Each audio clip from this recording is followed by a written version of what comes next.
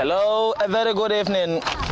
So Medina United enters the fray for the very 8th time this season. Of course, as far as the Gambian second division is concerned, a game beyond any other is not for losing. At the Summer Mini Park we enter. At the Summer Mini Park, these Medina young boys committed for glory, having an almighty support from everyone, not just in the backroom staff, from the management to the CEO, to the president, to the team manager, technical director, and everyone else. We know they are not people who are doing things for praise, but just for today, we pardon us for that. The young boy in blue on an NAP territory as far as the away footballing mindset is concerned. At the Summer Mini Stadium they enter for the 8th occasion. A win today takes them on top of the table after they were leapfrogged by Elite United yesterday from their convincing 3-0 victory. Of course, the FF Cup champions and the would-be league leaders within hours, if there is that victory, enters today two teams, the only two teams yet to muster a defeat in the Gambian second division meet. Suwo, 5th on the table with 11 points, no defeat. Medina, 2nd on the table, 17 points, no defeat. It is red versus blue. As the handshake goes, as Medina only substitution came by Dominic Boas's only substitute this season for his first start in the Gambia second division. So on goal is the undisputed number 1, a reliable shot stopper who guided Medina United all the way to the FF Cup crown last season. Umar Keita will maintain his position in Britain 6 as he will be on the captain's armband today. On the right hand side is the effervescent, the absolute electric landing Jata, who can run the whole length and breadth of the field within a jiffy if given the chance. He has that energy. Signed from Kunkujang. On the left hand side we have Buba El Jaite, signed from White Croc Academy, one of the founders of that academy in Katong. Of course, played in the 3rd division with Folonkono Real Estate, part of the individuals who helped the team got promoted. Made his Medina debut against Real de Banjul, played for Serekunda last year and had over 28 appearances with 4 assists to his name. On the heart of the defense is the indispensable duo. There is no word in English as perfect as far as football is concerned, but this double defensive duo make it look as though defending is perfect. Abdullah Conte, one of the best ball-playing centre-back in the league, will partner with Lamin Sise.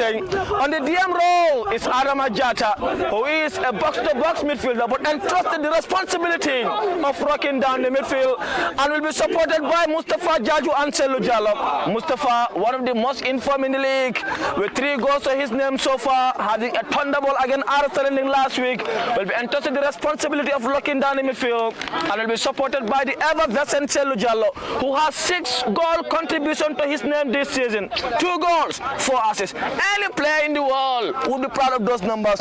On the attack, you have Molamin Dabo on the right central position. On the right wing is the PC and Electric Abdul Jaju. On the left, Dominic Boasi for his first start.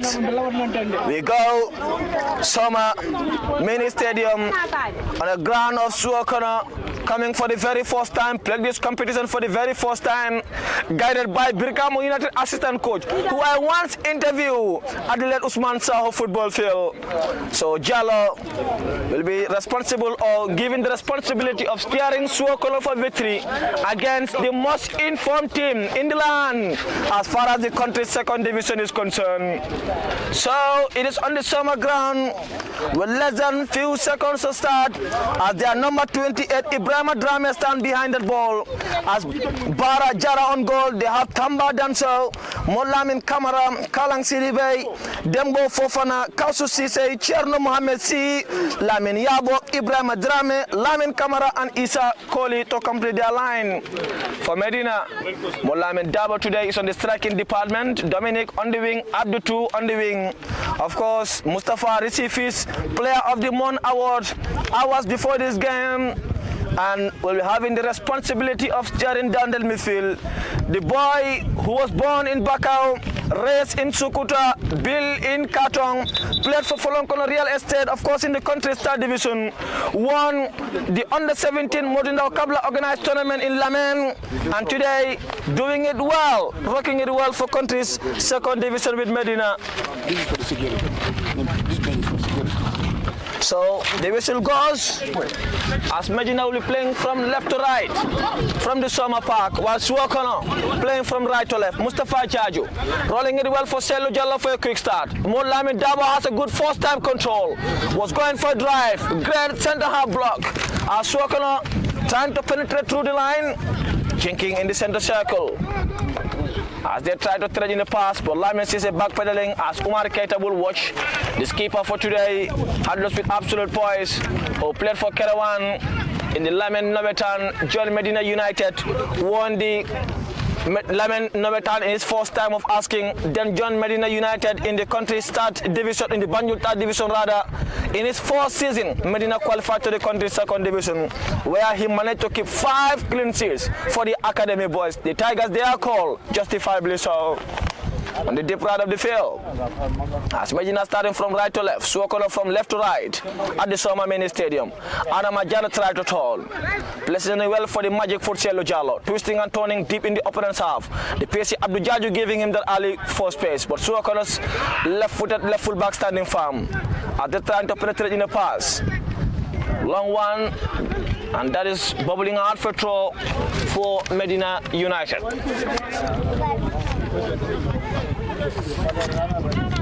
To be taken by Landing Jata, but Suwo manages to intercept. Here they come now. Dominic Boasi going back all the way to help. He does win that battle, loading it well for Buba El Jaite, who sent it first time offside.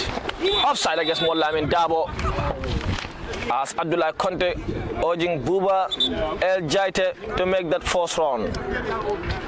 Boasi is down, looks to be noticing a bit of pain on his ankle, and receiving support from Suwo's number 23, who is Isa Koli. And Lamin Dabo giving him a helping hand to lift up from his seat and restart play. So here comes the 2 behind that ball for Suwo. The 2 centre back pairing, 2 and 12. Landing Jata on the deep right, trying to control all the way back to the centre half, who is Lamin Kamara. Trying to thread in a pass. Buba El Jaita withheld that pressure. And their number 29 was trying to control on the mid-centre way. That is Cherno Mohamed C. Mohamed C, if I may be right, played for Jarawes in the country's second division last season. If I may be right. Well, we wait for a confirmation on that. And Landing Jata.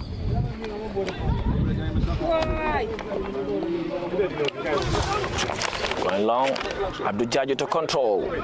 Still on the center circle.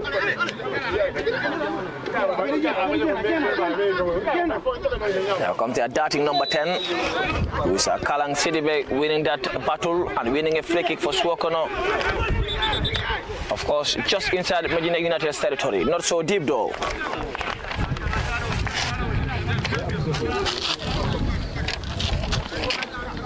Abdul!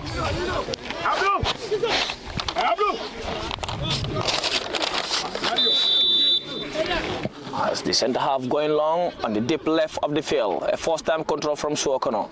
Trying to penetrate the pass. Adama Jata going back to help the defense line. As Landing Jata winning that battle on the deep right of the field and touching it out for a throw for Suwo.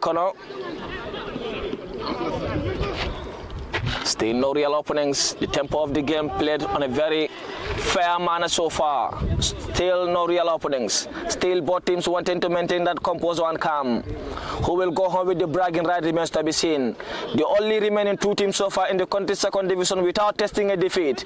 Well, would it be a share of the spoils, or is one what a pass from Adama Jata? Bubbling out, it looks to be a little bit too heavy. Even the pacey Dominic, the former athlete for Lamin St. Peter's Senior Secondary School, one time a national champion, could not catch that. That fullback ought to go back. It's to be taken by right fullback, touching it well in the center circle. all the way back to the center half, who looks to go long. Adama Jata jumps, heading it down to Mustafa Jaji to Dominic Boissy, who controls where to Selo Jallo. What a pass to Selo. Dominic Boissy now, face to face with Camara at the right side at center half. Board lineman double text. Boissy going in for a cross again, but the assistant referee felt Boissy was fractionally too early, and that will be a free kick for Suwo to restart playing as we have a little over 5 minutes on the clock so far. Still goalless.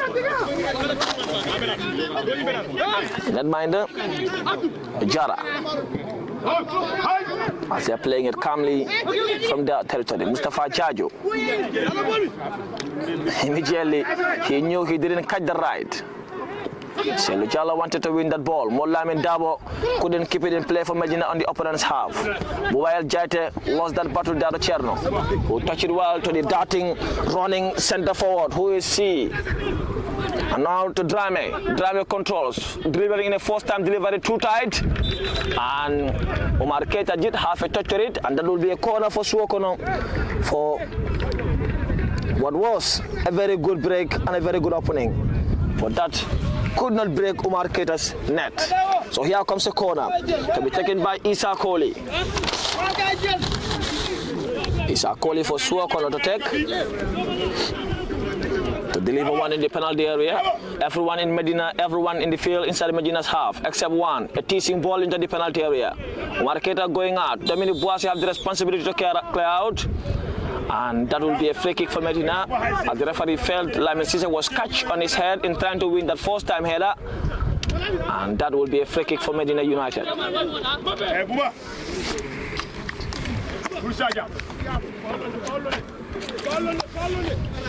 Keita to Conte, one of the best ball-playing centre-half in the league. Conte to Dominic Boissy, who controls well, trying to turn, was closed down well, but opted to go all the way back to Lamin Cisse.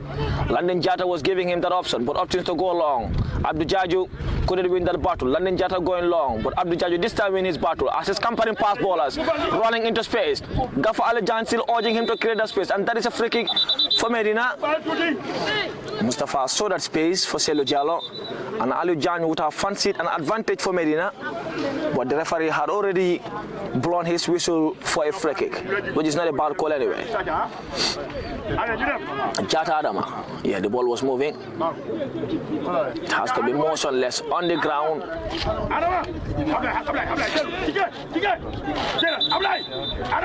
Or to go back to the original position of the free kick. Going all the way back to Lamin Cisse. Gaffer Aliou Jan want a bit more of composure, wants a bit more of calm. Established a little over 6 years ago, little over 5 years running to 6. Long one looks for the run of Dominic. Isa Kohli trying to close him all the way back. Gaffer Aliou Jan wants a bit more of patience, a bit more of composure. And you don't force the goal, you don't force them, you create them. Exactly, he's telling them. He's a graduate of the CAV license course, Ajahn, great first-time control. Cherno, C. Trying to get past Mustafa. Selu Jallo winning that battle. He does win the battle. Wanted to go for Boissy, but that was a short pass.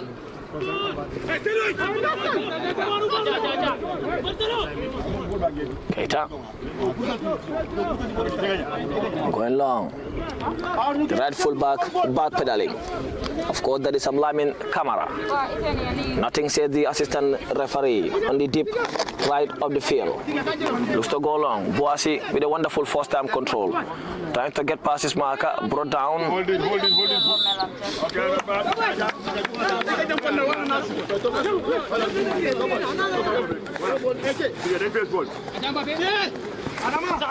See, Cherno. Trying to trade in a pass. Mustafa Jaji trying to close him down. Sees the running it well to the running of the number 20, that is Ibrahim Drame. But that was already out for a throw. So Ibrahim Drame is the 28, and of course she the 29. As they try to have in a quick 1-2 combination. Keita Umar going long, looking for the run of Dominic Boissy, the centre back pedal Camara, and does manage to win that header. There was a sweet control from Kausu Cisse. Looks to be the DM for Suwo. Drame Mustafa Jaju apologized immediately as he knew he catch Dembo Sidibe on the foot.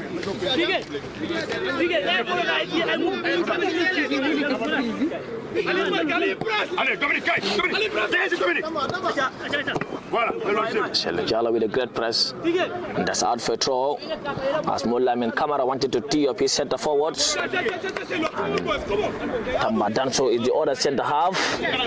Trying to have a confirmation as to how they are playing. And Isa Kole is the right full back. While on the left is Lamin Kamara. Here comes C. Cherno. Was looking for the run of Drame. Abdullah Conte don't want him to turn as he tried to close him down from his deep left of the field. Adam Jata auto look back. While Jata clearing his line on the deep center half. Here comes Kausu there, DM Kausu Sise heading it out over the perimeter fence, and that will be a throw for Medina United to be taken by Bubakar El Jaite, who had 28 appearances for Serekunda United last season in the country's second division, had 4 assists to his name, is promising goal scoring accents, still not into chance. Wasi jumps, wins that header, Kausis is clearing his line, Abdul Jaju coming to come, one Lamin double control, heading it down well, but that was a great retreat there by Lamin Kamara, the left full back, who heads it all the way back to Bara Jara, the net minder for Suwo. Here comes Kamara Molamin, looking to go long. Dubai El Jaite winning that battle. Dubai El Jaite. That is a free kick for Medina United. Molamin double winning that free kick.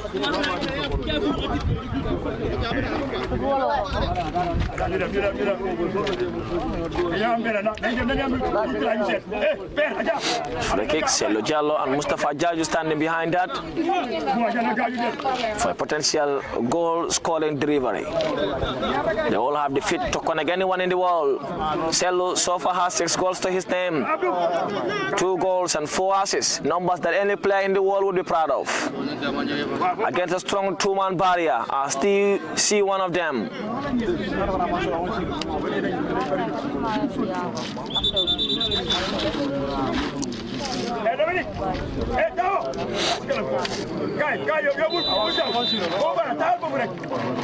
Selo Jallo to take on a first-time delivery, too deep. Boasi jumps, and now Kausu Sise will clear their line for Suwo, landing Jata the available option at the back. While Jata was already backpedaling to help that defense line, but Buba would have the chance to connect Mustafa Jaju. That was a bit of a heavy one, and that's out for a throw. But Umar Keita was trying to give in that communication there, and that communication never came. But Isa Koli will take the resulting one. Mustafa Jaju winning that battle to Selo Jallo.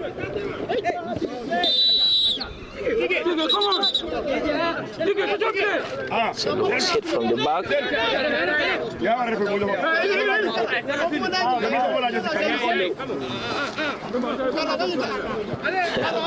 Kafalo Janya reminding them of the rules. He demands a yellow card for opponent. You become the one to be carded. And as for the new IFAB rules, not so, I don't know whether the Gambia Football Federation have implemented those. You kick the ball after you whistle is a yellow card. You got foul, you demand a free kick, you demand a card from opponent, you got to be carded.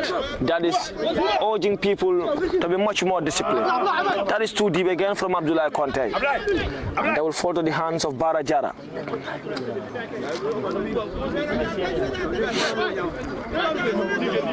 So Bara Jara, the Sumo Lamin Kamara, as Tamba Danso 2 was waiting all the way back to Jara. Kamara controls again. Isa Koli was waiting. So to Cherno Si, so to Kausu Sise.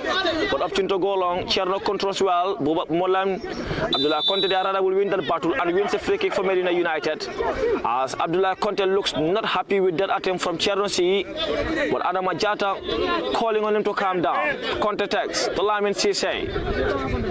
One of the best centre backs in the league. Composed, calm, agile, and strong. Conte. Sise down to Keita. Abdullah Conte. By Jaite.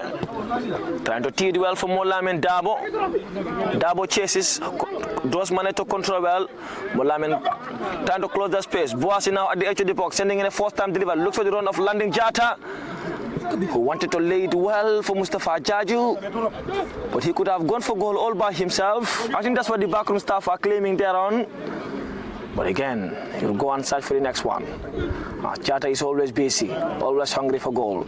Touching it back to Selo Jallo, who tried to jink past his marker. And that is out for a goal kick. That will be a goal kick to be taken by Bara Jara, the netminder for Suwo. Jara to Molamin Kamara. Kamara looks for the run of Cherno Mohammed C. Cherno looking for Isa Koli, but again, scampering past ballers. Arama Jata Jaju wins the ball back for Medina to landing Jata. Jata loses that too cheaply. And here comes their darting number 10 in Kalang Sidibe. Sidibe looking to go long, but that is a sloppy pass from Sidibe. And Omar Keita will handle with poise.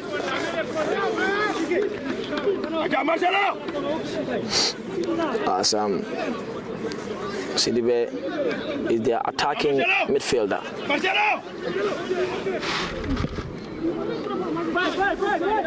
It's a long one. Molamin Dabo will not control. Rame is the center forward.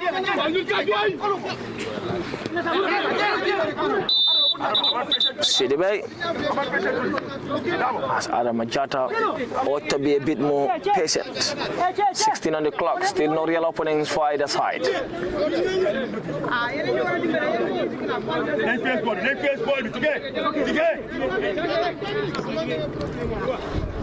Still a man down, as Kalang is still trying to tie up his shoelace as well. Dembo Fofana on the left lap of the field is yet to be involved in Suwo's attacking threat. Kalang Sidibe still tying his boots. And now receiving a helping hand from Molamin Kamara. Kamara to Kalang. A quick combination. Cherno loses that as Dominic Boasi winning that ball back. Wanted to tee up Selo Jallo, but all the way back to Danso. Tamba Danso looks for the run of his left fullback in Lamin Kamara. Kamara controls, getting it back to the 30. Fofana, Dembo Fofana. Fofana drinking it long. Lamin Sise would win that battle, most definitely. And that was a free kick for Medina, as he was touched on his foot on a late one from Ibrahim Adrame. That will be a free kick for Medina United midway through their half. It's a change of balls.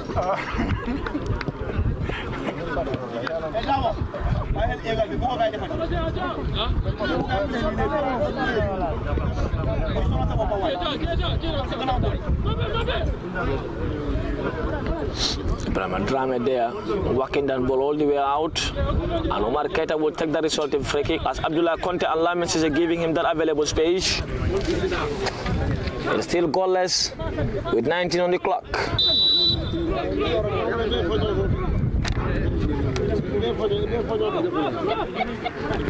Long one, great defending there by Danso.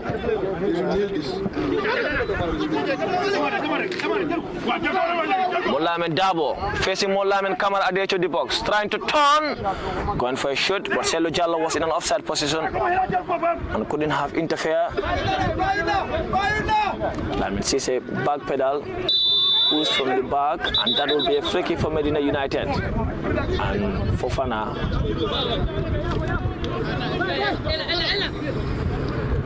Lamin Yabo de Arada was penalized, was advised by the central referee. Lamin Dabo now winning that battle, but that was won all the way by Dembo Danso, but that's out for a goal kick for Suwo. Still no real openings, still no threat from either side, as both teams standing firm.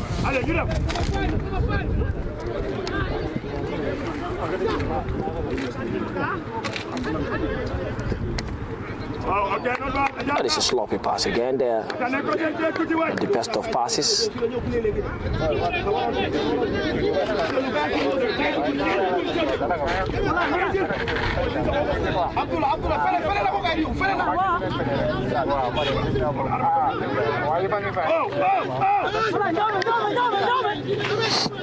Kamara going long. Umar Keita don't want it to go out. Touch it out for a throw for Suwo. And here comes their 21 now coming in. That's Lamin Yabo. Delivery. Keita, watch it out. Roll out for a goal kick.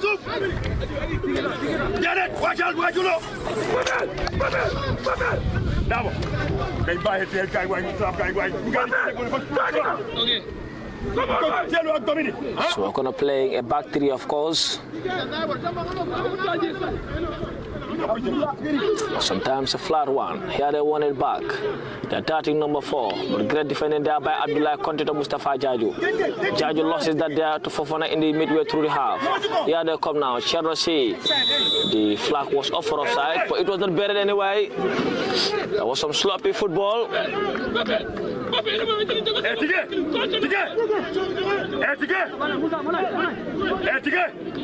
Not enough concentration there.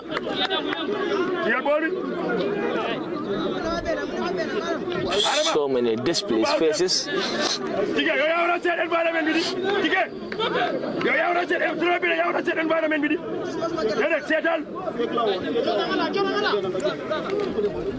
Doesn't know what was behind.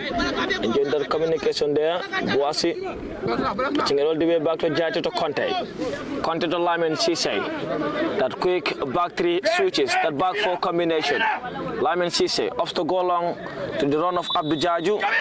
That was a free kick against Mo Lamin Dabo in favor of Tamba Danso.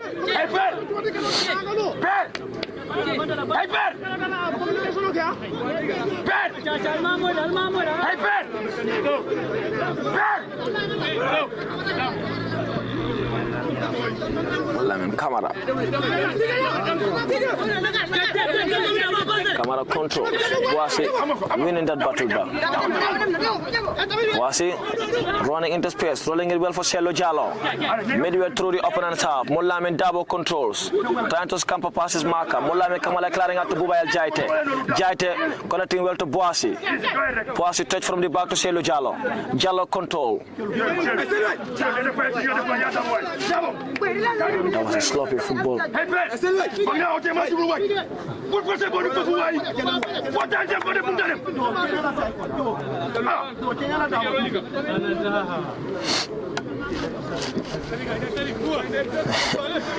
Communication, Kamara trying to go long. Abdou Jaju trying to win that ball back, and that will be a free kick for Suwo in their own territory. As Abdou catch the left-sided centre half on his tummy and need a bit of support there, as he looks to be nursing an almighty pain at the moment. The attention of the physio has been called in. The boys not regrouping, time to discuss, time for problem solving possibly.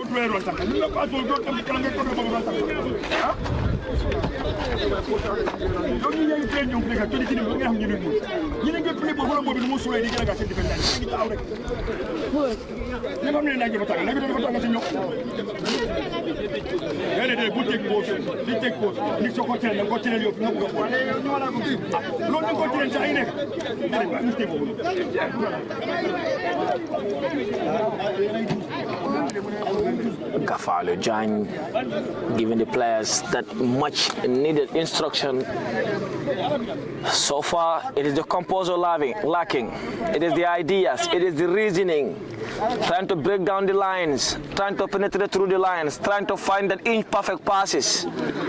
And whether they will find that or not remains to be seen, but one thing is apparent, it will be crucial if Medina want to go back to the top of the table. Suwo on the other hand want to better their position, as they are so far in a potential playoff spot if only the league table were to end today, and that is going to be an almighty achievement from Suwo, a team promoted for the very first time, new as far far as the Gambian second division is concerned, and doing admirably well in all honesty. Buba El Jaite touching it down as Abdullah Conde trying to control. Nearly lose that in a dangerous spot, but Adama Jata was there to cover. Molamin Dabo controls to Mustafa Jaju.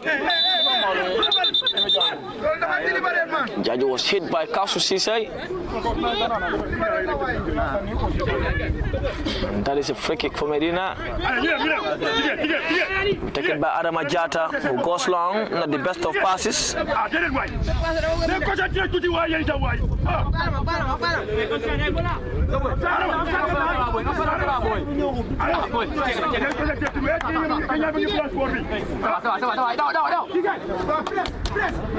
Kausu Sisay still winning that first press, and that's out for throw for Suwo.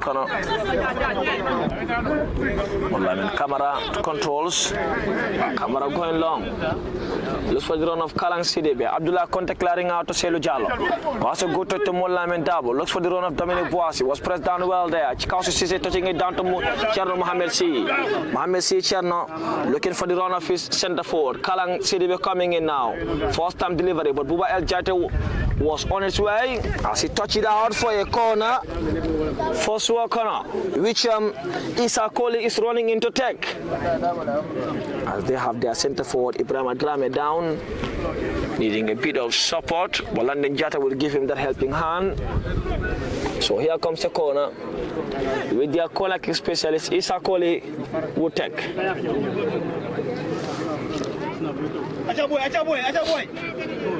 Koli have some tall players to connect. Medina giving them that zonal marking at the moment. Lamin Cisse clearing his line.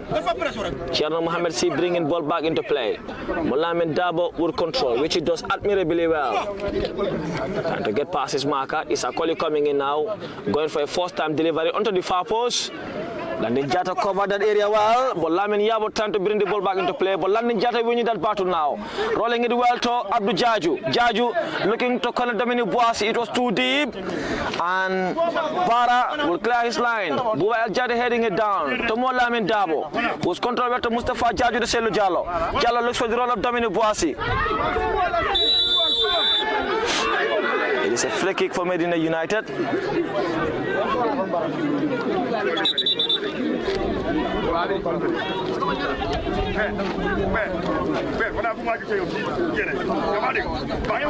It's Medina United's free kick. It goes in Dominic Boissy's way. Stamba done so. The referee failed. Catch Boissy on his way.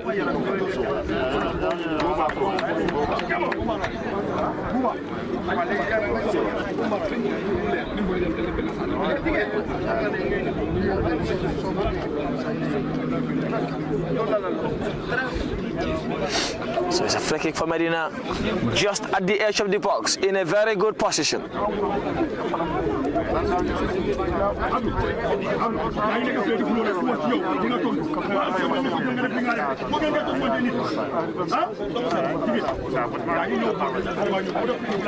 Falu Jan needing the time to communicate with his players.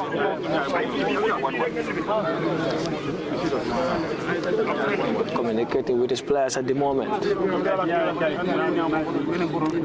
Giving them that bit of communication, that much needed guidance there. Seemingly displeased and needing a bit more. So here comes a free kick for Medina. As Dominic Boissy placing it, it's in a very good position for him anyway.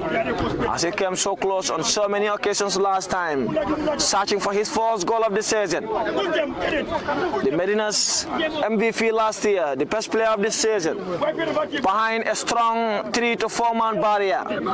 As the 30 in there, Dembo Fofana, the 10 in there, Kalang Sidibé, and so many others. Even Isa Kole, the other dead ball specialist. Sello, Dominic Boissy, Mustafa Jaji behind that. But you all know this, if it's to go to goal, it's Dominic Boissy who's better placed. The whistle from the central referee is gone. Of course, who would it be? Boissy or Sello? Dominic Boissy onto the barrier. Still coming in, rolling it well on the other side of the field. As Abdullah Conte control, sending in a first-time delivery. Great defending there by Danso. Cherno Mohamed C. Touching it down well. Lamin Cisse. He touched his head. That will be a free kick for Suwo as the referee fell. It also hit his hand on its way. As it's going long, what a control there. There comes Kalang Sidibe, placing it well for the darting number 4 in Kamara. Kamara placing it well to the number 21 who is Yabo. Yabo jinking past his marker. Adama Jata going all the way back. Controls, winning that battle. Jata going long, looking for the run of Boissy, but Danso touching it down well in the edge of the box. Adama Jata again winning that ball. Well placed on the DM roll, going for that Trivela pass. Boissy back to Sello. Sello all the way back to Buba El Jate, who was the much space man. The tempo of the game, Medina are lifting in a bit more now. What a pass to Mustafa Jaju, and that goes for a Medina throw. Of course, for the first time they receive clap from the backroom staff. That tempo, that quick passing is the playing style, of course. Buba El Jate. Moulamin Dabo that took, now he's Buba El Jate. Going for a wicked delivery into the penalty area. Landing Jata, going for that ball. That is a throw for Medina United, which he will of course take. Jata to take. Abdul Jaju, the only available candidate for now. Adama Jata going in to give him that space. So to Sello Jallo. Abdul Jaju touching it back to Landing Jata. Again another throw for Medina United. As Cherno Mohamed C trying to organize his boys. They're now building into the game. Adama for a first time turn. Jata twisting and turning to Abdul Jaju. What a touch to Sello Jallo. Back to Abdul Jaju again.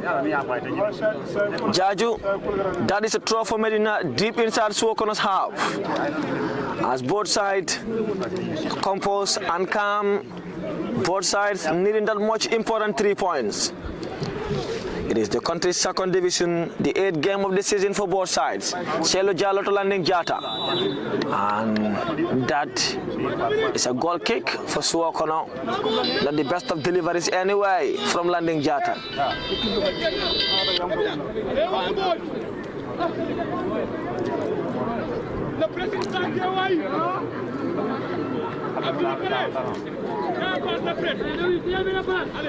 Jata communicating from top. Danso coming in, going long. It's for the run of his number 21, that was Yabo. A first-time pass, Lamin Cisse backpedaling. Of course, dribble, I'm not sure is an option. Lamin faces you. The only option is going back in most cases. Kauso Cisse, who goes for long. He saw a space for a delivery, but Umar Keita watched it with smiles as it bubbled out for a goal kick all the way out. Lamin Dabo switching positions with Dominic Boissy. Of course, Eloni from Real de Panjo, played for LT United last year, had so many goals contribution, helped Sports FA qualified to the LRL 3rd division. Of course, born and raised in Bundum in Moulamin Dabo, and of course won the Real de Panjo under 17 crown in Lamen that was organized by Modundao Kabla, a former national team player. Quick combination as they go along now. Here comes Yabo, the number 21, that is Lamin Yabo, trying to roll in a pace. But of course, Adama Jata was at the right place at the right time. Sello Jallo now controls, was looking for the run of Dominic Boissy, who lifted past Danso. Boissy, Kauso Cisse. Here comes the 30, Ina Fofana. Free kick for Suwokono. Kamara Lamin.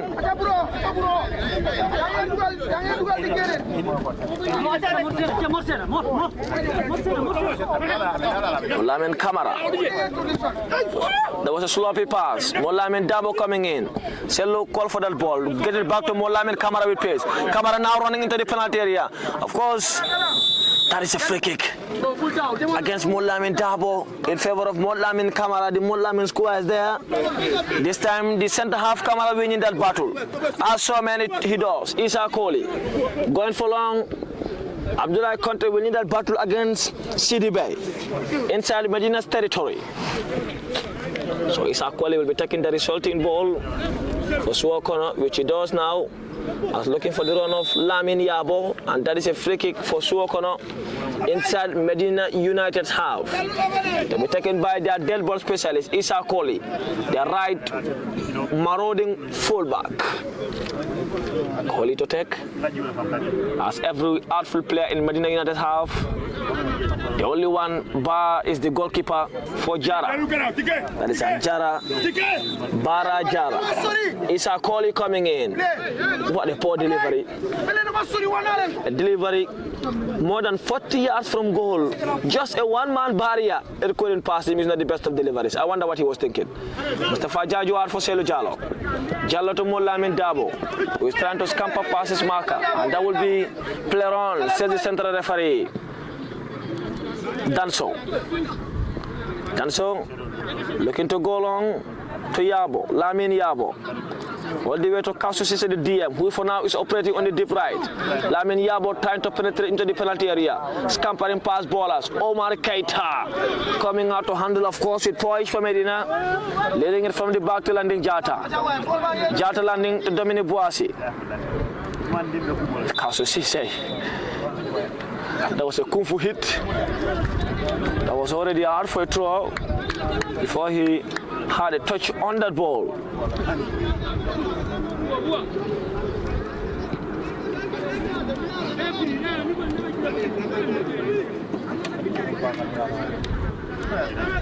Was that a free kick? Yes, said the central referee.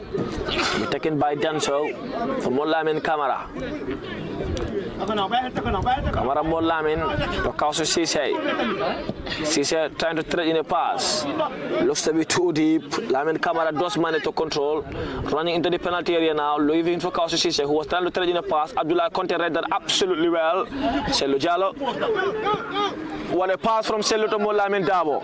As Molamin Kamara going all the way back. Dabo trying to turn. Boasi was calling for that ball. That is not the best of passes, but not a bad one. Boasi does control to the penalty area. Abdul Jaju was tackled by Molamin Kamara, and that's out for a goal kick for Suwo Kolo. That was a well-timed pass. A well-timed tackle there from Issa Kwali. As Barajara looking after Abdul Jaju there, who would be okay to continue.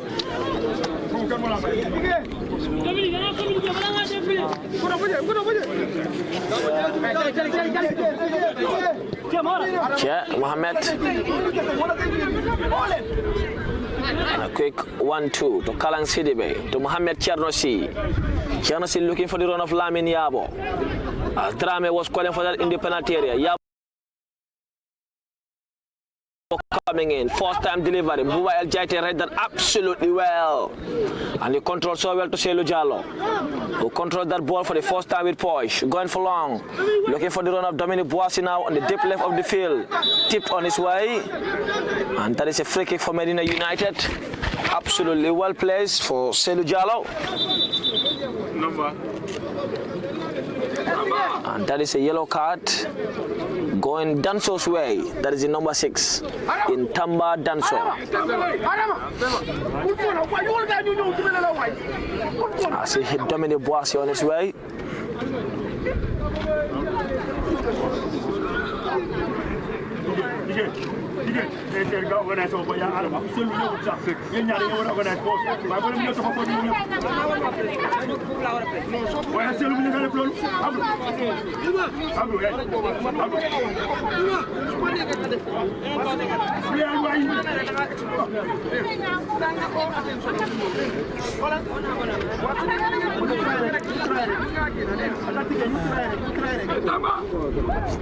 So here comes a free kick that will be taken by Selu Jallo. Boas is still needing support from the physios.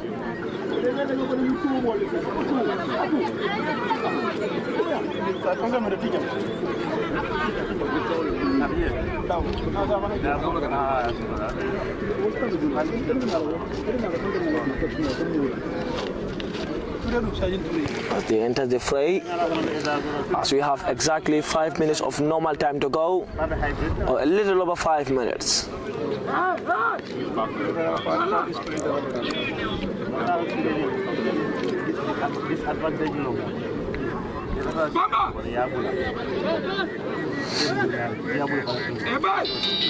Boas is still down. She's receiving support.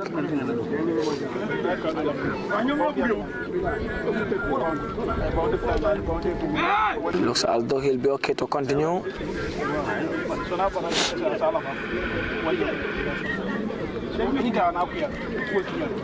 So here comes the free kick, Mustafa Jaju and Sello Jallo behind that.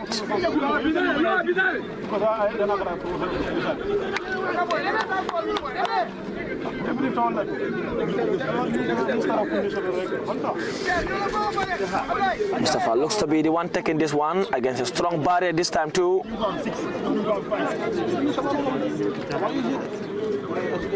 Only waiting for the central referee as he has 6 players to connect in the penalty area.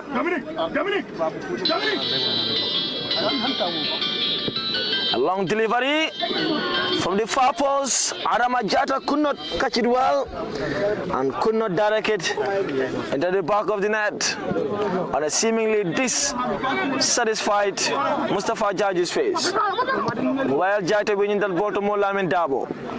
Dabo connecting Abdul Jaju well on the deep left of the field. Jaju Abdul running into space, sending it first time to the far post. Mustafa Jaju was locking, and that is goal kick.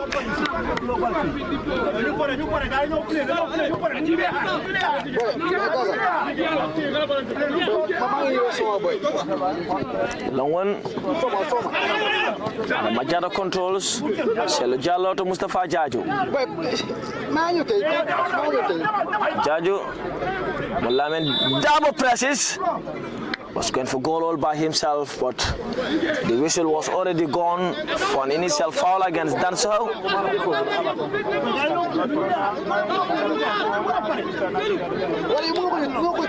And Barajara in there, holding it well for Molamin Kamara.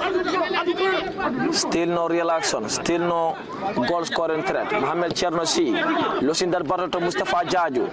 Sello Jallo was trying to thread in a pass, but Chernossi winning it back again in the center circle. Fofana, Jinky passes marker to Lamin Yabo. Yabo looking for Kalang Sidibe, who is switching positions to Fofana.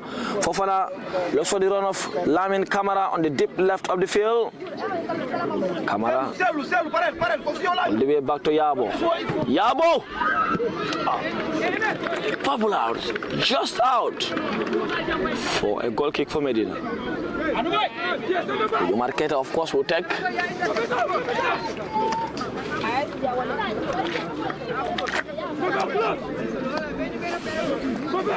43 minutes on the clock. 2 minutes of normal time to go. As far as my clock is concerned, Keita calling on them to regroup, calling on them to occupy the right spaces. It goes long. Molamin Dabo looking for that space. Danso loses that to Molamin Dabo. Was pressed from the back. Nothing said the central referee. It was behind Dabo. For a second it looked to be a free penalty, but the referee shows otherwise. What a touch to Fofana. Fofana to Kamara, to Sidibe. Sidibe switching positions with Yabo for now. Fofana was trying to thread in the pass, but London Jata backpedaling. That is a free kick. Free kick for Suwo as the central referee calling on Mustafa Jaju to leave that ball. So as this could be a potential only real action in the first period, unless and until there could be a quick break. As we have a little over a minute to go in the first period, for what was a decent first half, not the best first half from either side, not the most competitive one from either side. But the only good news for both sides is no team is yet to concede. Because if you're not playing well, you pray not to go behind. Going behind while not playing well is not the best of situations. Here comes the free kick. in a very good position for a potential in-swinger and a potential teasing ball delivery into the penalty area. Omar Keita ensuring that everyone in the penalty area is marking every possible space. Not a man marking though, a zonal marking as they're closing down those spaces. A locking ball, what a header. What an absolute header. And that is a super goal from Fofana. Dembo Fofana. 1-0 Suwo corner lead at their very own ground with exactly 45 minutes on the clock.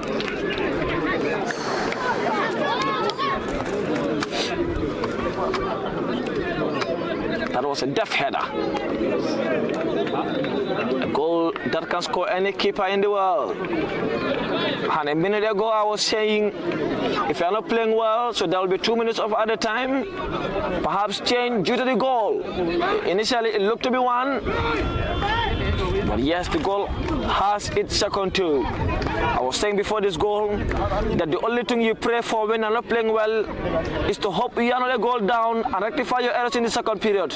Now, Medina have a mountain to climb in the second period. As Suwo haven't won so many games, but they look to have a very, very solid backline as they have not conceded many too. So most of their points come from bar and draws. So the FF Cup champions have a mountain to climb. Abdullah Conte. With everyone looking at this watch. Adama Jata. Well, Jata all the way back to Omar Keita. So a clean sales break for Omar Keita too. Sisay. To Jata landing. The way back as Abdullah Conte heading it for Omar Keita, which Conte again is calling for the ball.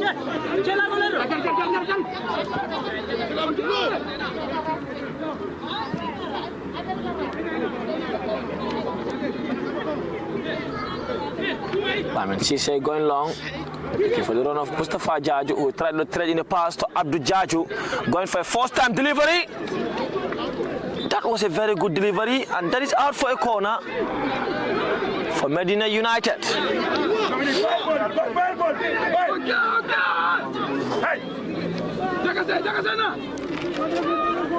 Mohamed Dabo is running into tech.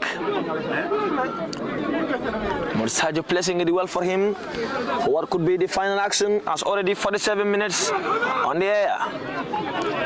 So Mohamed Dabo to take the resulting ball for an end swinger. Gafali Jan calling them under composure to take this corner with their life. Mustafa Jaju. Mohamed Dabo. That was not the best of deliveries as the face of Ali Jan. The body language looks to be a frustrated one. 5 seconds. So the referee looks at his watch. So Lejala jumps. The throw for Suwo corner. It's a Koli coming in.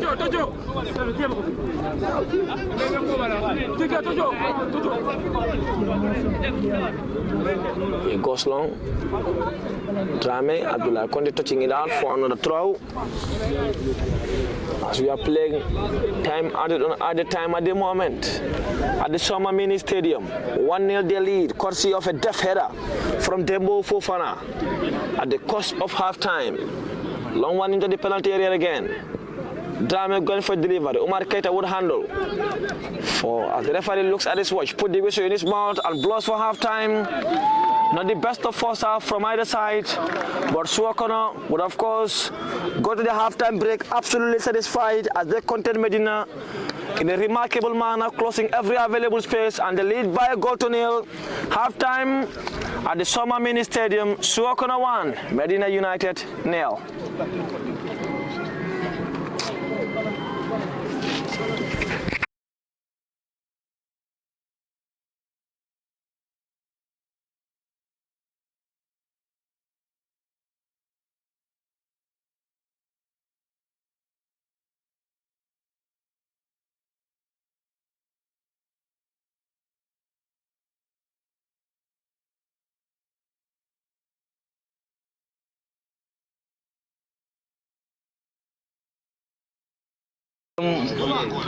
Still 1-0. It's just few seconds into the second period. Suwo would have the chance to go all the way to 14 today. Just 3 adrift of Medina.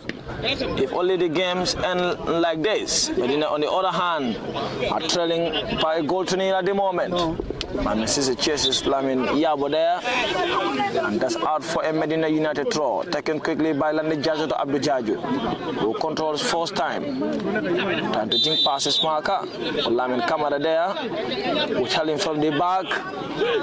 And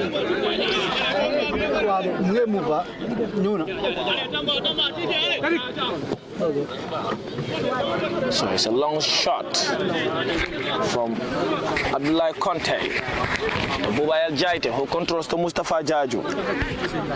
Jaju Mustafa, still Mustafa Jaju in the opponent's half, trying to jink past his marker, twisting and turning, rolling it well for Dominic Boissy, who wants a space, but that was beautifully closed down well. Selu Jallo controls, still placing himself for a drive. That was a little bit too ambitious, and it's just a little over the crossbar. Out for a goal kick for Suwo corner. Be taken by the netminder in Bara Jara. Jara to Lamin Kamara. Looks for Isa Koli or looking to go long all the way to Ibrahima Drame. Adama Jata jumps. Fofana winning the battle to Kalang Sedebe. Sedebe twisting and turning. Looks for Mohamed Cherno Si or Cherno Mohamed Si. See, looks for the run of Lamin Yabo, but just a little bit heavy. And going out for a throw for Medina United. To be taken quickly by Landing Jata to Abdul Jaju, who controls first time. Yabo twisting and turning, get past Jata, but Lamin Sise winning the tackle with firmness and out for a Medina United throw. Sise wants that commitment and wants that hunger as well. It's a Medina throw deep on the right of the field. They still have a man down.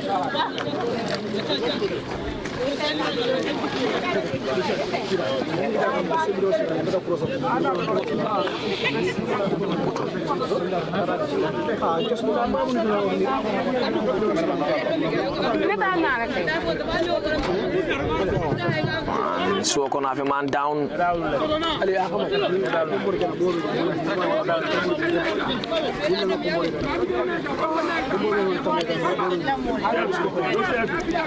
Jata take the resulting ball.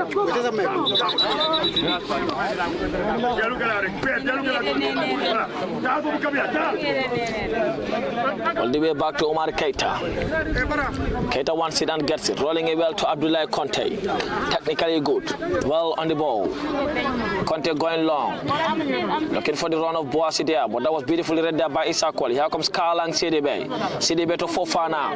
Fofana trailing in the pass to Cherno Mohamed Sey. But that looks to be a little bit heavy for C. And it's going out for a throw for Medina United to be taken by Omar Keita. Keita takes. Abdullah Conte giving him that options. Rolling it well to Conte Abdullah. All the way back to Omar Keita. As they're trying to play in a quick 1-2 from the back. Keita wants it. Searching, scanning for space. Drame wants to close him down. This time going long to Abdul Jaju, who heading it up, but all the way to the center house. Jata to take that one quickly. Molami Dabo giving him that option. Is out for a Suwo corner throw. It will be a Suwo corner throw to be taken by Lamin Kamara. Kamara for Suwo corner. For Ansu Jallo busy in the technical area as he wants this 3 spot more than anyone. Adama Jata heading it out.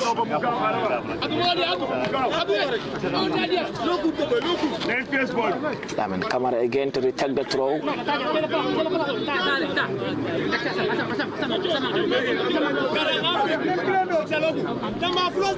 Goes long. And Jata heading it down to Adama Jata. Jata touching it well for Boissy Dominic. He's heading it out. Push from the back. Wins a free kick for Medina United.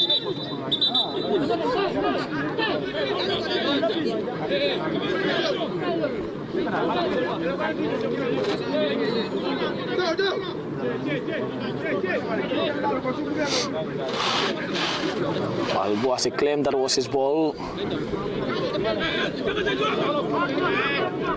Conte Abdullahi.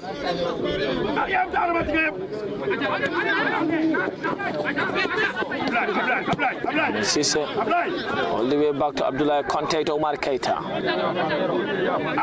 He apologized initially from in that cry from Aliou Chang.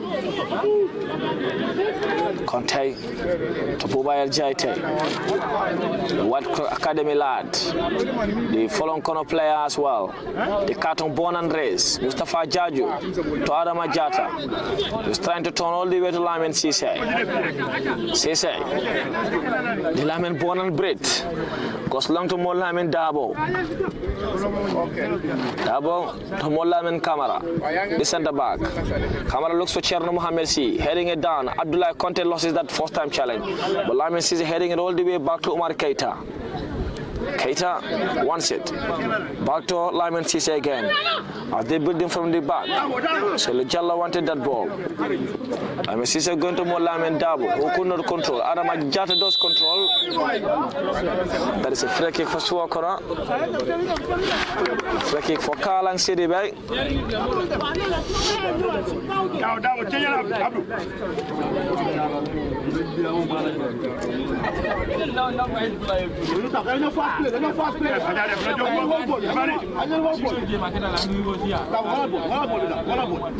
To be taken by Danso Tamba.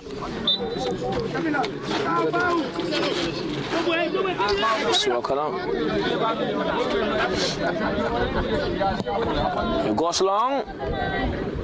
He saw Omar Keita a bit out and wanted to catch him off guard.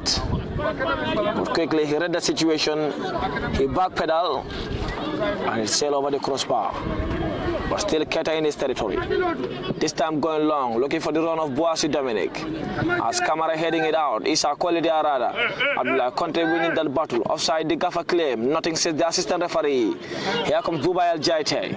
Jaite threading in a pass to Mustafa Jaju.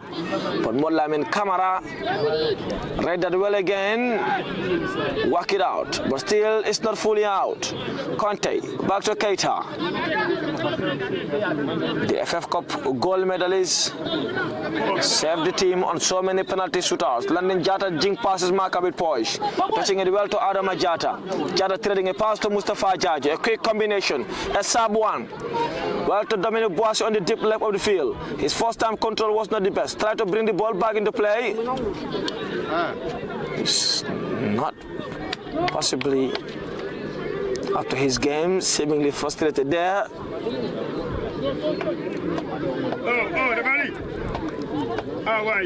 So we're gonna have another man down. Well, they have something to go down for as they're leading one of the most informed team in the land by a goal to nil. Why won't they go down? That's the big question. It depends on the referee's discretion to call on the officials to drag him out of play. Well, that doesn't look to be time wasting though. That looked to be a genuine pain. Definitely. So Jara Bara and Molamin Kamara to take that ball. Or is it Isa Kohli? That dead ball specialist. Yes, it is.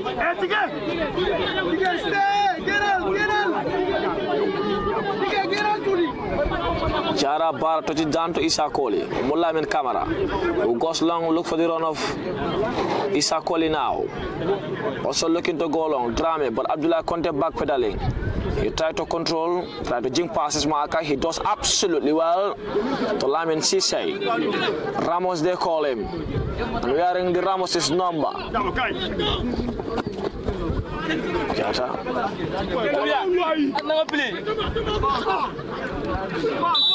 Dabo wants that.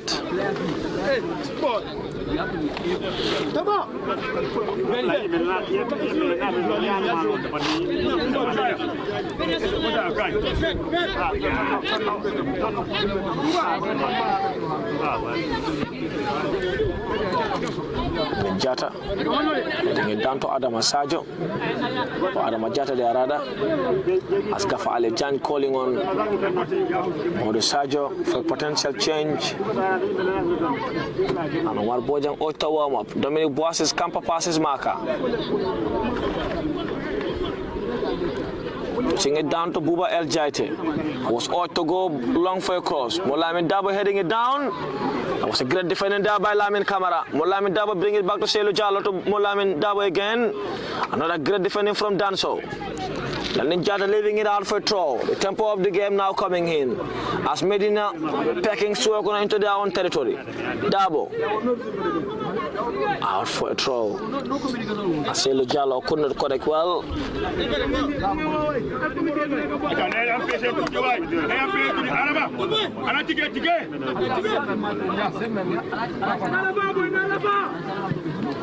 That's a long one. Abdullah Conte leaving it for Drame.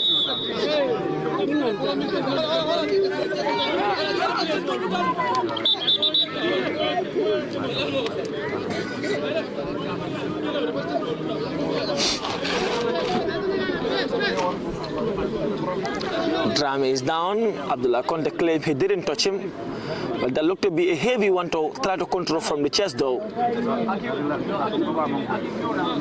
They feel as though their chests are strong at times, but that looked to be a heavy one. He claimed he was tucked on his ankle, but on initial actions, it doesn't look like, well, players can deny even obvious actions, though. So, we wait to know as to what Drame are going through, so more decided to come in for a potential attacking substitution,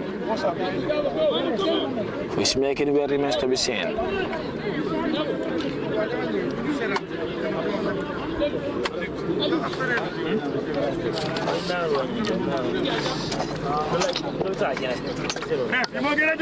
Right.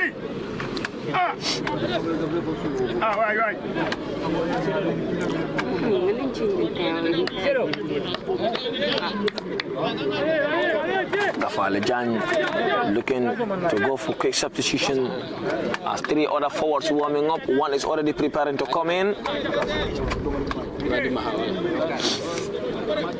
So Abdul Jaji will be making way for Modu Sajo.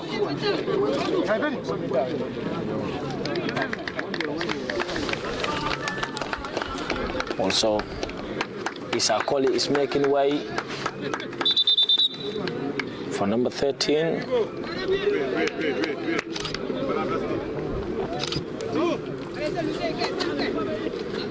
And the number 13 is Momodu Job.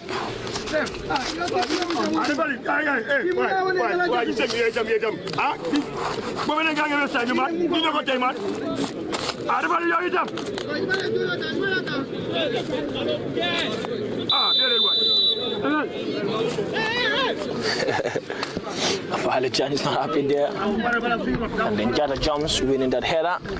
Lamin Sise winning it again to Lamin Sise.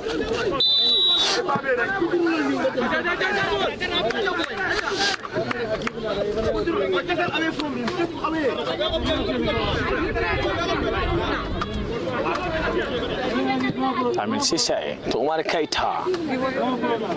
Keita control to Abdullah Conte. Back to Lamin, back to Umar Keita, they are rather the goalie. A defensive third combination. Lamin Sise now running into the opponent's half. Turning it well to Selu Jallo, who's bringing it all the way back to Sise Lamin. So loses that. To Selu Jallo on its way out for a throw.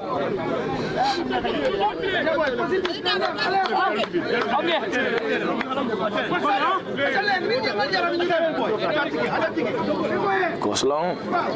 For final losses that are out for a throw for Medina United. Landin Jata will be taking. Lamin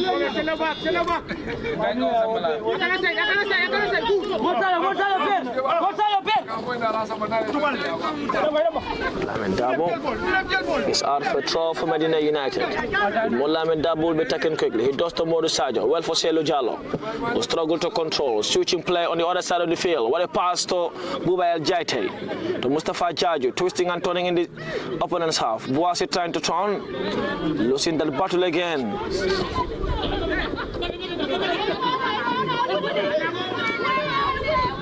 players.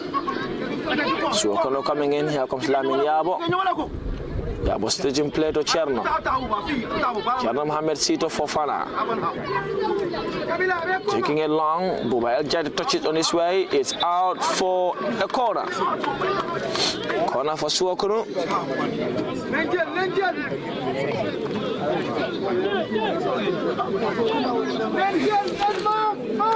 The number 29 is running into tech. That is Cherno Mohamed C.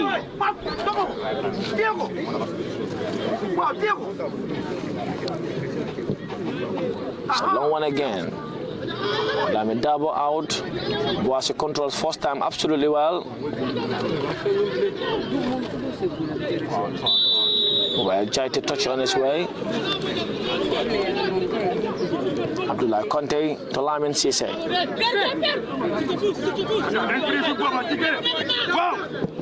Cisse going long to Lamin Dabo. Touch on his way out for a throw.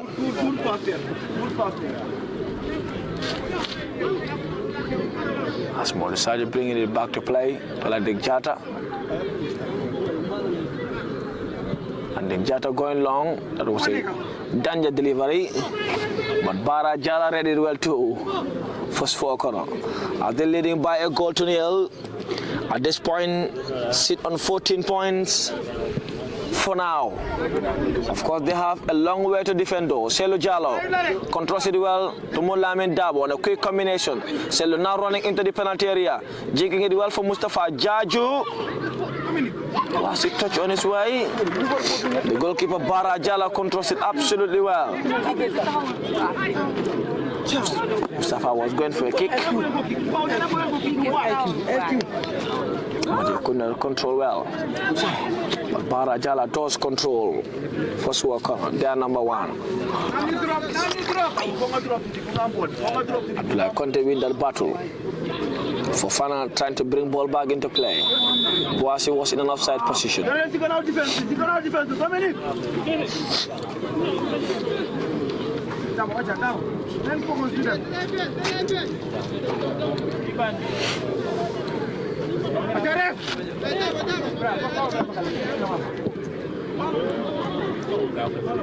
Well, Jetta jumps. Adam Ajari heading it out. Kausus is also bringing back the header all the way to Omar Keita. Keita goes long, looking for the run of Modu Sajo and Lamin Dabo, but Danso coming out. As guard as well.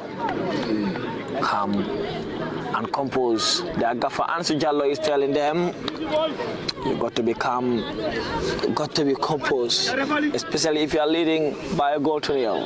Here comes Danso, trading in a pass.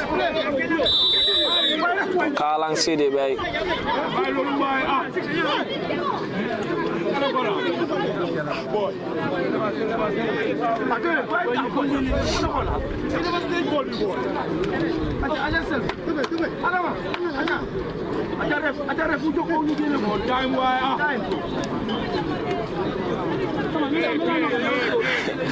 Yalla seemingly dissatisfied here.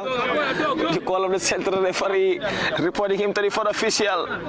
He was not interested though. Kalang City Bay.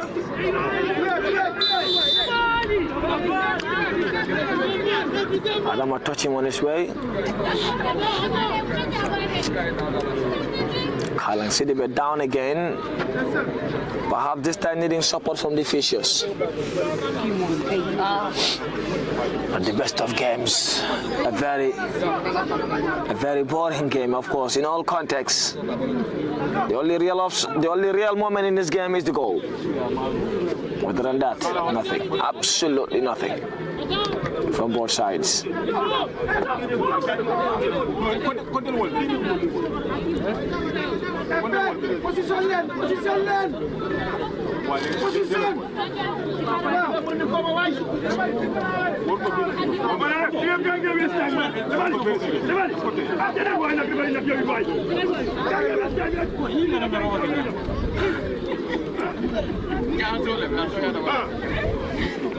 So here comes a free kick.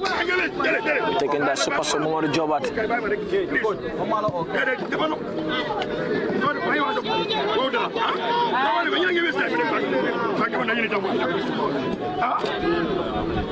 It's not part of behavior. I'm not behaving like this. Why are you stealing your debt? Abdullah Conte.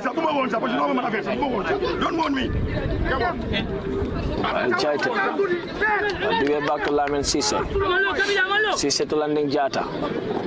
Jata trying to skip passes marker, but Yabo winning that battle. Lamin Cisse trying to close him down well. So to Adama Jata. Here comes Yabo now at the edge of the box. Cisse clearing his line. Mustafa Jaji touching it well to Selo Jallo. Utia will pass to Lamin Dabo. Morisajo was giving him that option. Oh, looking for the run of Dominic Boissy on the other side of the field. And then Jata jumps, heading it back to Lamin Cisse. The way back to Omar Keita.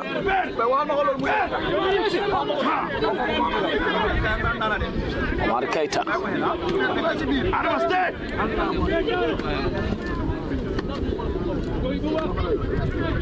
This is sloppy pass. That is going out for a goal kick. First walk on.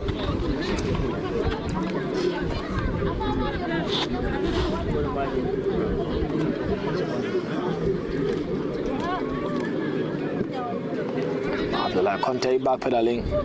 So to Fofana. As he controls it well to Chernosi. He controls for the run of the goal scorer Fofana. All the way back to Molamin Dabo. Who controls, trying to scamper passes. Molamin Dabo uses his body absolutely well. Letting the pass to Modou Sadio. Oh, he was in the most focused passing.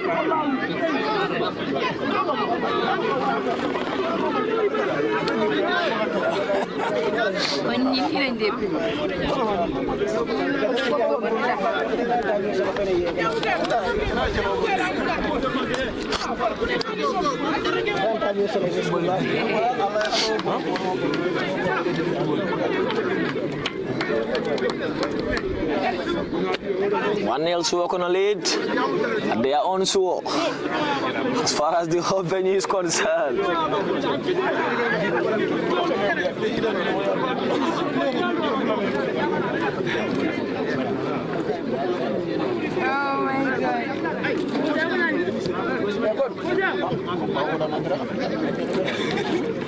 Oh my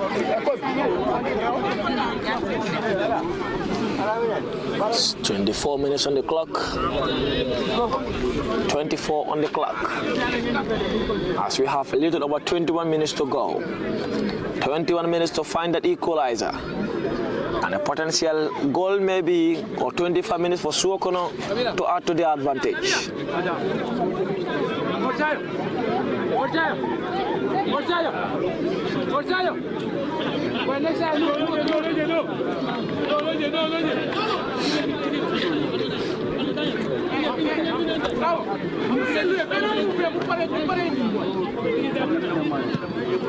It goes long.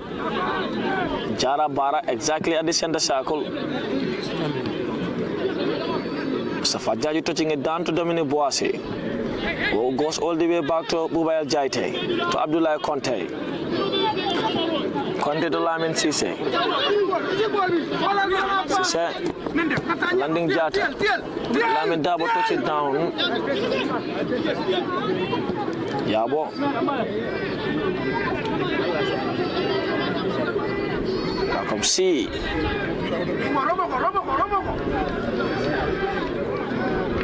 C wins a corner. Suwo to more cheers from their happy supporters. And there will be a corner to be taken by Cherno Mohamed C, a very experienced footballer. He's having some cooler, of course, from his supporters on the deep left of the field.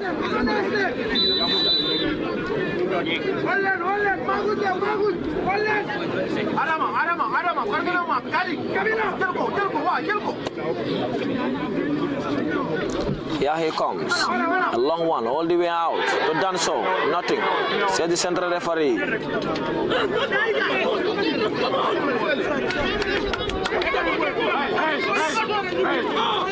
Mijalo couldn't keep it in play.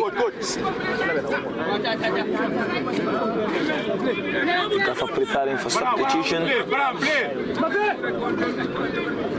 Omar Bojang had him come all playing, coming in, had him come in the last game, and the very last second scored the winner for Medina. Still in Medina's half. Mohamed Job couldn't keep it in play. So here comes a free kick for Medina.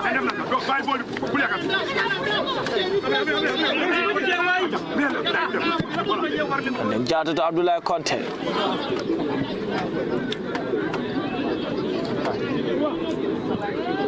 It goes long to Modu Sajo. Who tried to jink passes Maka, but Jara Bara will handle as he goes to ground. 5 seconds, few seconds to it. Potentially.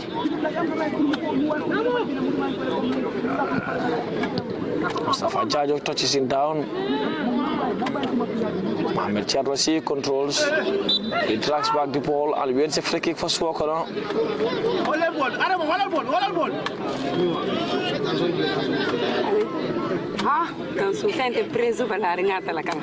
This is a happy ground for the visitors. A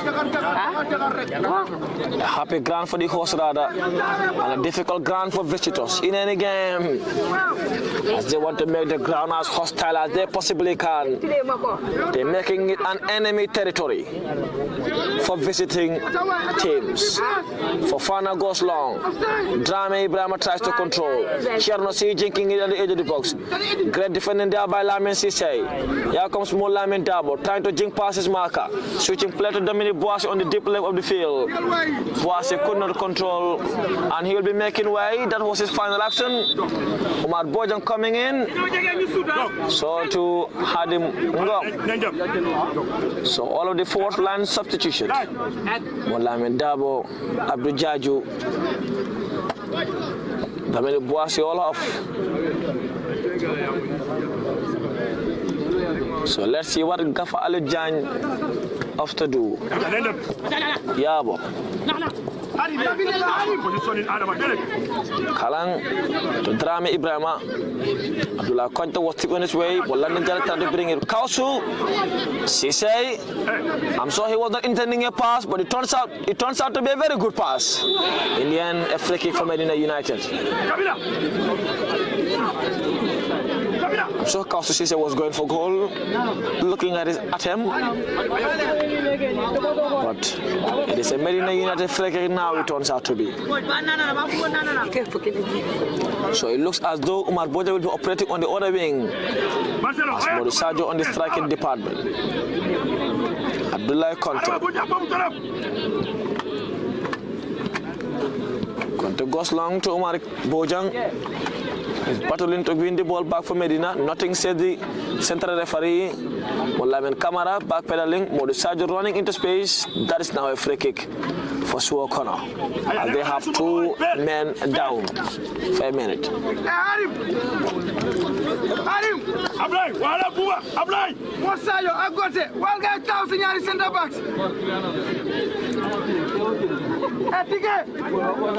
Molamen Kamara will be okay to continue. You have no idea how important this Men's captain could turn out to be. As we have exactly 75 minutes on the clock, 15 minutes to go.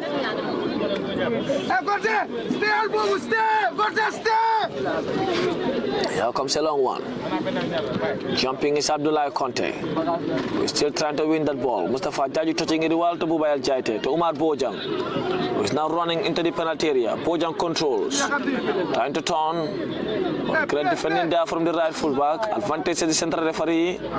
Here comes Chernosi. Umar Bojang pressing with all he has. Lamin Sisse going all the way back. Sisse winning that battle with absolute poise. Going long to Umar Bojang. It turns out to be a good pass to Bubayal Jaite. Bojang wants it. He was tipped on his way. Advantage to the central referee. Here comes Mustafa Jaju. Hadim Oito running. Here he comes now. Controls. Going for a cross with his weaker foot. Great defending there by Danso. Selo Jallo controls to Adama Jata. Jata to Hadim Gom. Gom placing it well to Mustafa Jaju. Jaju. Medina now lifting the tempo of the game. Here he comes. Jaju still winning. He touched on his back. Free kick for Medina United. On a very good position. They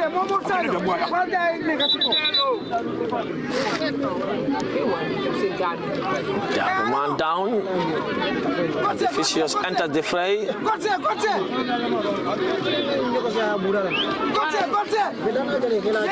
So it's a free kick.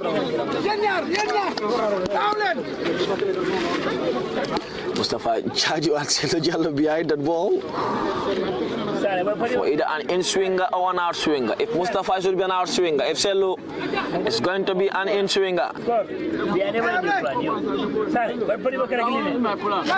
Mustafa looks to be better placed though.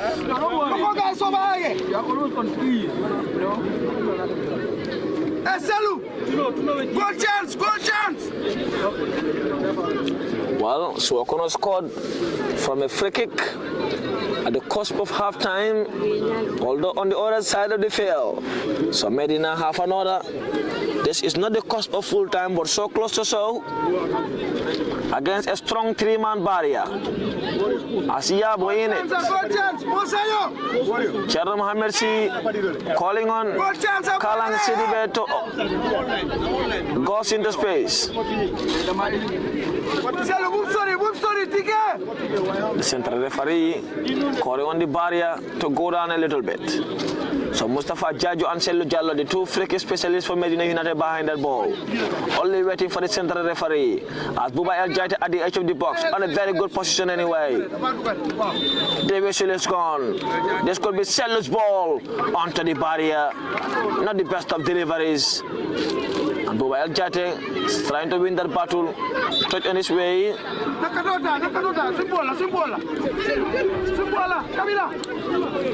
Two men down for Suwo.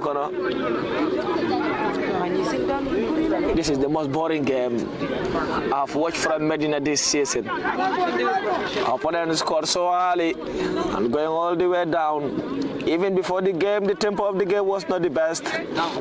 Well,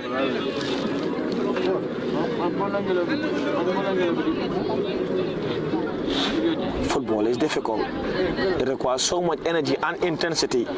But this one, even the most unfit players can play in a game like this. Definitely.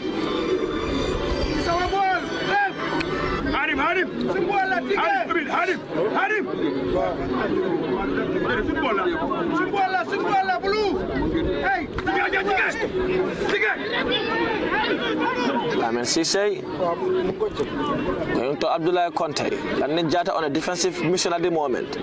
Conte Abdoulaye going long, looking for the run of Hadim Gom on the other side of the field. Hadim Gom auto control as he tried to twist and turn, pulls on his way. Nothing said the assistant referee.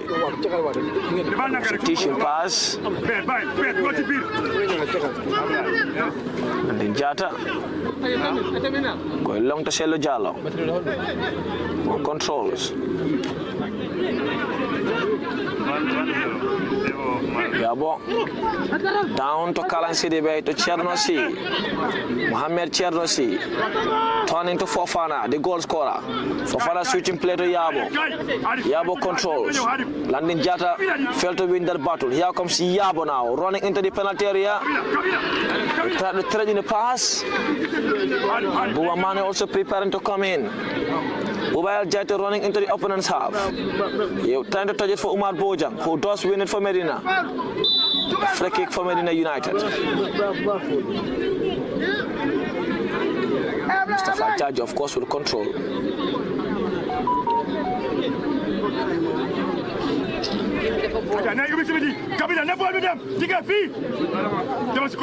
After Lamin Cisse, Tolandi Jata. Jata to Modu Sajo. We'll try to bring the ball back into the penalty area. Dancer wanting to go all the way back, but there is a corner. Some sloppy football from the number 4 in Lamin Camara. And that's out for Medina United's corner, which Buba El Jaita is running into tech. As Mustafa Jaju too is interested, leaving it for Mustafa Jaju. And potentially Hadim Gom. With a good kicker of football. As Hausu Sane and Buba Mane coming in. So Medina will have up to 3 mainstay strikers in the opponent's half. That is a long ball. And Abdoulaye Conte wouldn't be able to keep in play.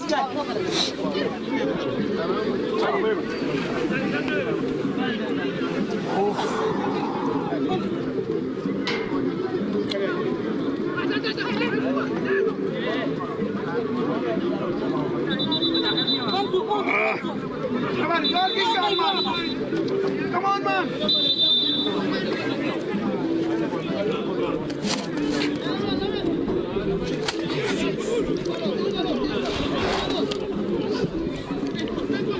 A long one.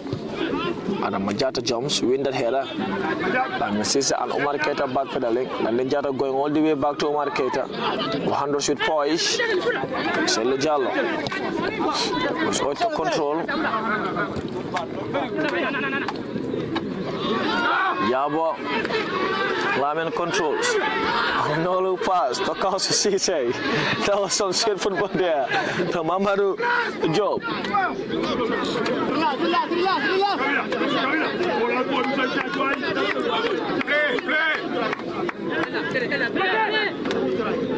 Mamadou Job going long.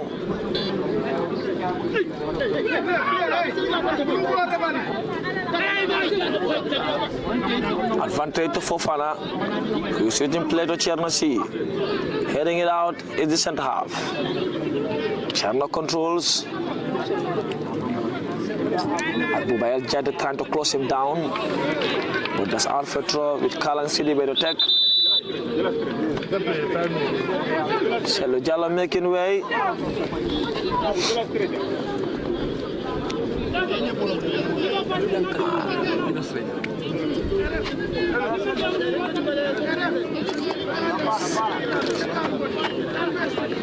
House is in. So to Buba Mane. So now it looks to be a 4-4-2 formation. Or a potential 4-2-4 formation. Mustafa Jaju and Buba Mane will be entrusted the responsibility to close down the midfield. Two midfielders, four attackers.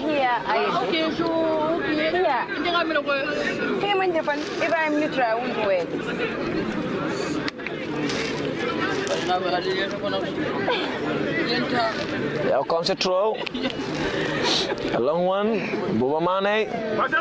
And the Jara heading it down to Omar Keita, who is going long to Hadim Gom. Hadim Gom tried to control, but a bit of a heavy one. And Barra would control for Suwo Kono.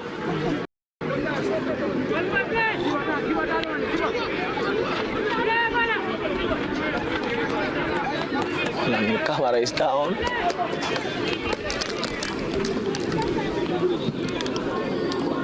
So it looks to go up. Abdullah Conte winning that header.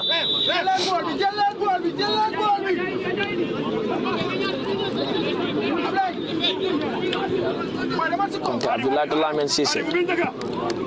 Sise going long to House Sane. He's heading it down to Hadim Gom. Out for a throw for Medina United.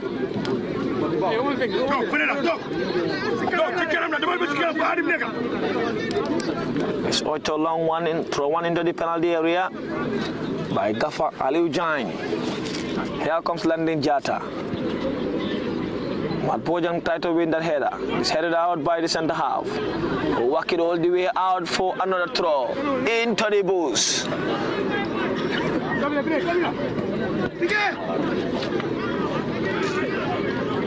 Now, the only ball who was thrown out of play because it is not in best condition is the only one available.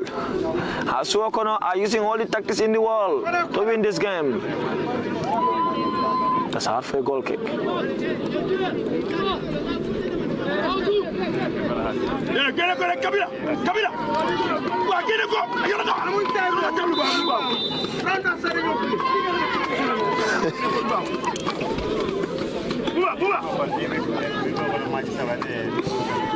That's a long one. Abdullah Conte winning the header to Buba El Jaite. Jaite Buba going for a delivery to Modou Sadio, who controls it well. Looking for the run of Umar Bojang to Buba El Jaite again. Going for delivery. A first time kick from Modou Sadio went a little bit wide. That is a goal kick as Kalang CDB making way.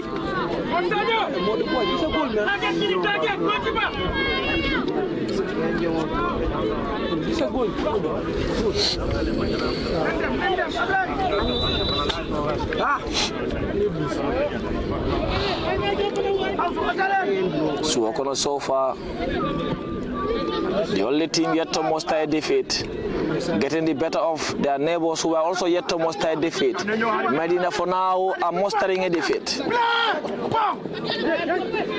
I'm insisting.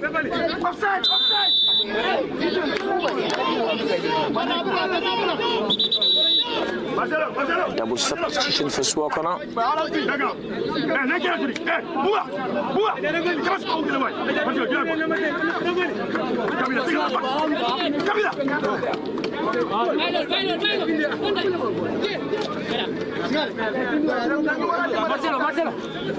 Marcelo. Keita want to change balls.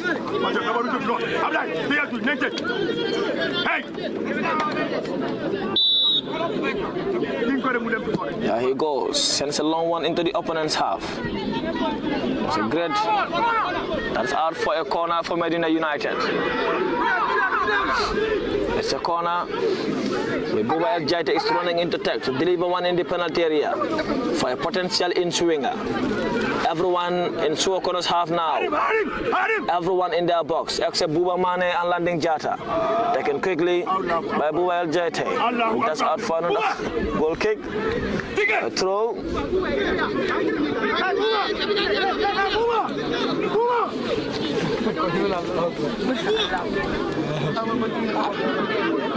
So losses that for a throw.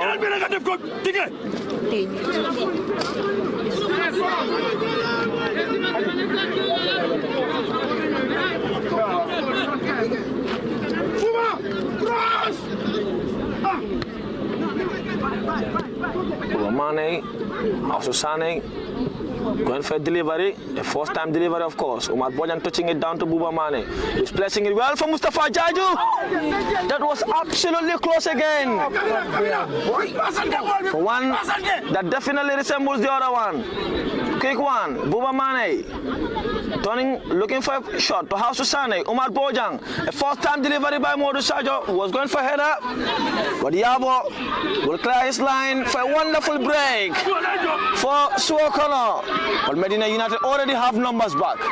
Numbers were already back. Yabo, they go for goal over the crossbar. As we have less than a minute of normal time to go. Umar Keita goes long, looks for House Sane. Headed in. Modisaja heading into Mustafa Jaju. It's time to twist and turn. They're clearing their line. Landing Jata down. Heading it down to Buba Mane, who tries to control. It's a Medina United's free kick around the center circle.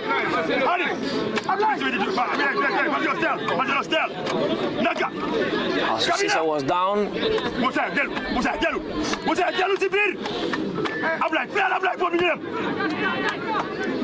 Like contact. Or to send in a delivery, he does. Heading it back to Lamin Sise. All the way back to Omar Keita. And the best of passes though. Keita controls him back to Lamin Sise. Calm and composed now. For a potential one more break to find that equalizer. He's sending it long. Looks for Buba Jaita. The camera is out for a Medina United corner.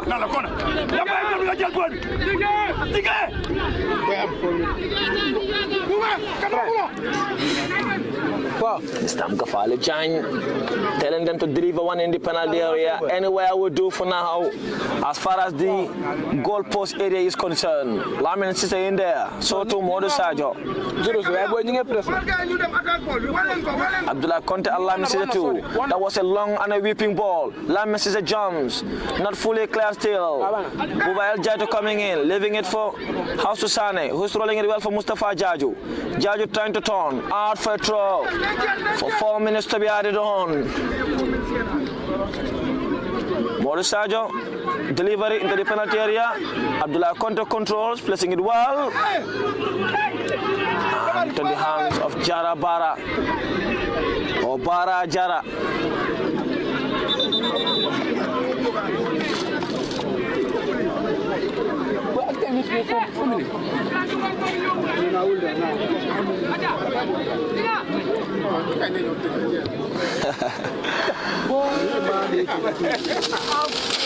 Boring game. 4 minutes. An absolute boring game at the Soma Mini Stadium. Suwo going to 14 points with less than 3 minutes to defend. After 4 minutes added on, to much dismay from the Medina faithfuls, as they say, after so many time wasting. But Fofana's death header at the cusp of halftime is the only difference. As Suwo becoming the first team in this year's competition to get the better of Medina.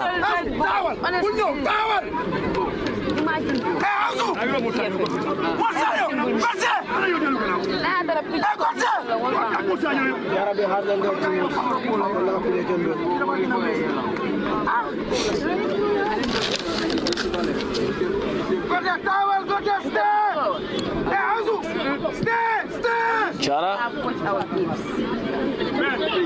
All the way back to Omar Keita, who controls and ought to go long by Gafali Jain. He does go long. Omar Bojang in there, who jumps, leaving it well for Buba Mane, who's running into the penalty area. Sane was going for goal, as hard for a corner for Medina United. For what could be the final real action. Bubakar El Jaite going for that ball. Jaite looks to deliver one in the penalty area for what could be an in-swinger, ensuring that the boys are very well arranged. That was a deadly ball. Abdullah Conte at the far post. Out for a goal kick.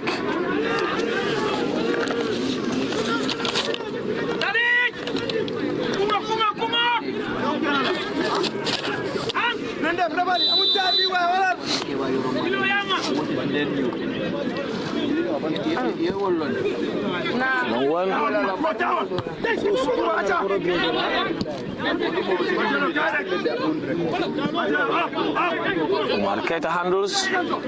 Still, in football they say it is not over until it is over.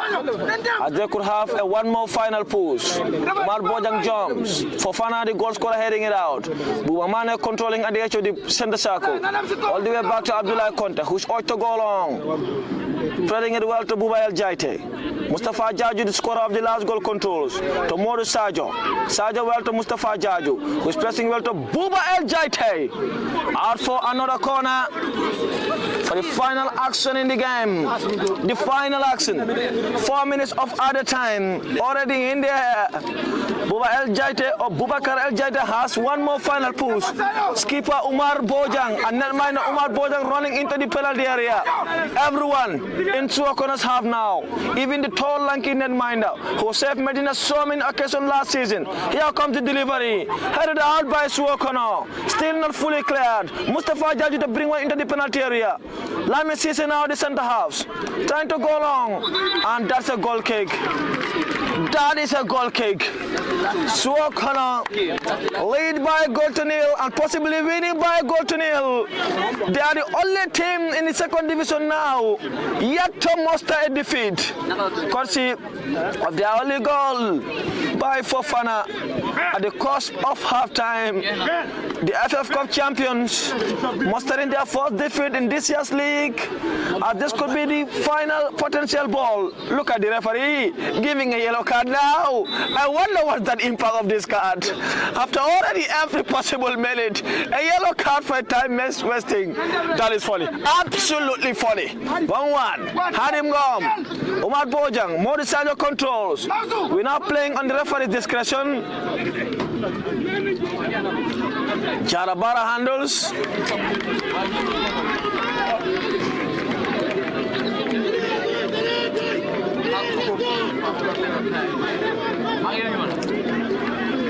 And looking at his watch now, and that is the final whistle. Suwo at their ground, lead the most informed team by a goal to nil. This is not just a win for them, a win potentially for Elite United 2. Full time. Suwo 1, Medina United 0.